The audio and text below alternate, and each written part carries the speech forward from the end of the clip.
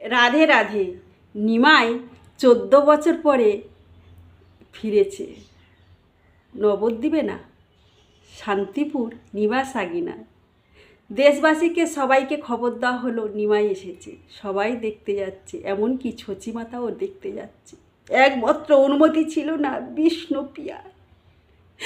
বিষ্ণুপ্রিয়া আছাড় খেয়ে পড়ল কৃষ্ণ চরণে। কৃষ্ণ সকাল থেকে বিকেল হলো, বিকেল থেকে রাত গড়িয়ে গেল। এমন সময় দরজায় নিমাই এসে বলে, প্রিয়া কে? আমি তোমার গৌরহরি, আমার তো দেখার অনুমতি নেই। কে বলেছে? আমি এসেছি, দরজা খোলো। তখন কে বলেছে মন্দিরে যেতে হবে, তীর্থস্থানে যেতে হবে?